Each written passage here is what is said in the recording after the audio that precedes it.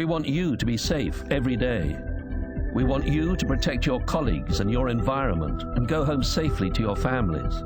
Nothing is more important. During your discussions about this incident, you have probably identified several things you can do or change to improve mooring safety on your vessel.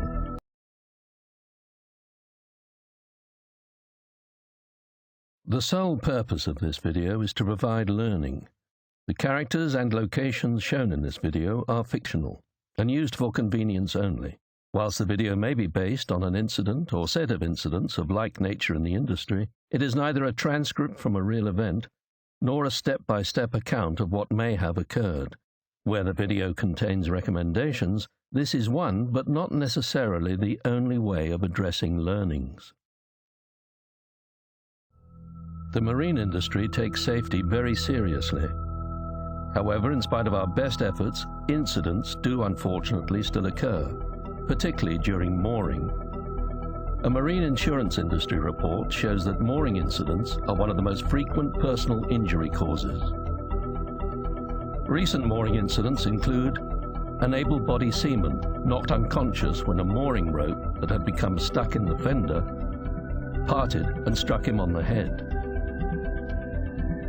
A crew member assisting in the mooring operation of a vessel got caught in a bight of the mooring rope. This crushed his ankle, which later had to be amputated. And an able seaman was badly injured when he fell nearly 6 meters to the deck below while spooling mooring rope. Many of these incidents can often be easily prevented and also attributed to something quite simple, such as not paying attention to known hazards like the bight of a mooring rope, or become complacent because we do these operations so often, or failing to follow procedures or wear the correct PPE. There are many things that we do or checks that we make, also known as barriers, that prevent an incident. These barriers, checks, or procedures are not always perfect and sometimes fail, allowing a hazard to be released. Typically, for an incident to occur, it is a combination of a number of such barriers that fail, as depicted by this Swiss cheese diagram, which results in an incident. We will now share with you a real-life incident which resulted in severe consequences. We will highlight the failed barriers and some of the underlying causes, so that together we can ensure that an incident like the one we are going to share does not happen again. The incident was recreated using volunteer staff from an offshore support vessel at the Asco Torrey Marine Base in Aberdeen. To understand the incident, we need to know that sometime in the past, the original pickup buoy and rope had been replaced with a larger-sized pickup buoy. This larger buoy was now too big to pass through the fairlead, and as a consequence, it had to be brought over the vessel's bulwark.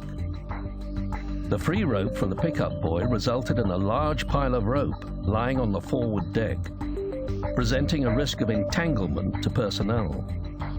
On the morning of the incident, the vessel was moored at the designated mooring buoy to support an offshore platform. The platform called the vessel at 0630 hours and requested them to cast off from the mooring buoy. On what was assumed to have been a routine operation, the able seaman and an ordinary seaman went to let go the mooring line on the bow of the vessel. They were both relatively inexperienced, being quite new on board the vessel. On the bridge, the vessel's captain briefly instructed the newly promoted deck officer to continue with the unmooring operation, then temporarily left the bridge. Due to the position of the deck officer at the conning station, his visibility of the foredeck of the vessel was limited. He was only able to see the able seaman and ordinary seaman from the shoulders up. The boatswain, who is the deck supervisor, would normally be expected to provide oversight during the unmooring operation. But he was engaged on the aft deck of the vessel making preparations for the forthcoming cargo work.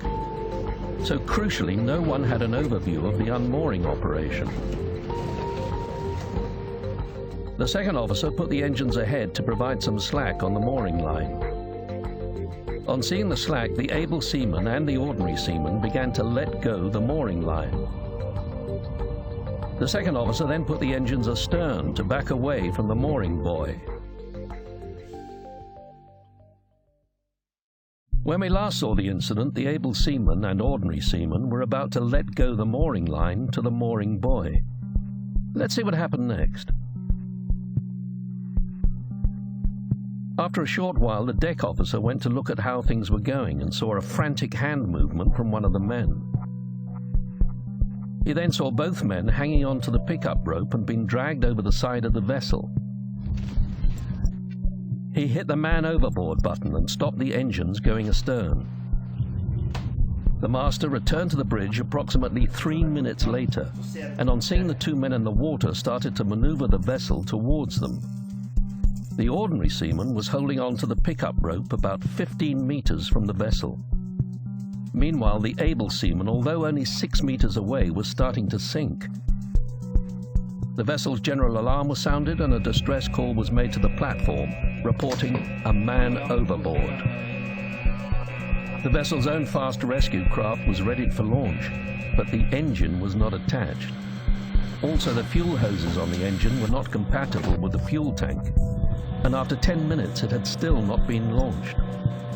Sometime later, the fast rescue boat from the platform arrived on the scene and recovered the ordinary seaman from the water. He was subsequently pronounced dead back at the platform. An intensive search for the missing able seaman was initiated in the area using helicopters and boats. But after 36 hours, the search was called off. The body of the missing able seaman was never found. Let's now pause for a moment to think about our colleagues who lost their lives in mooring incidents.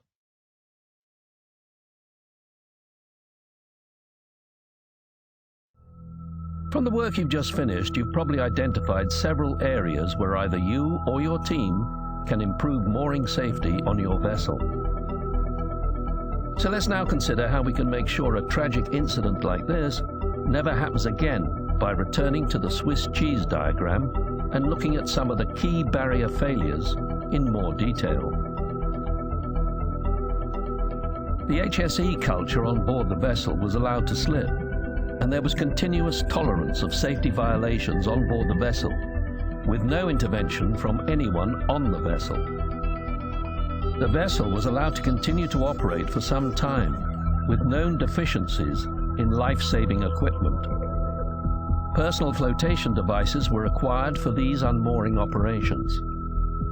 They were not being worn by the two crew members. Repeated neglect of risk assessment review and toolbox talks led to complacency about the hazards involved in the mooring operations. The senior officers on board the vessel had recently been changed and been limited to a short operational handover on board the vessel. The crew members involved were inexperienced. Procedures to maintain oversight of the mooring operation were not followed. Crew members did not attempt to throw any of the man overboard lifebuoys to the men in the water. The gaps in the barriers allowed the barriers to fail, resulting in the hazard of getting caught in the bight to pass through all the barriers and cause the severe consequences of 2 fatalities. We want you to be safe every day. We want you to protect your colleagues and your environment and go home safely to your families. Nothing is more important. During your discussions about this incident, you have probably identified several things you can do or change to improve mooring safety on your vessel. What is the most important thing you felt about the incident you have just seen? What are your personal commitments to getting safety right? Share it with your team. Thank you for your participation.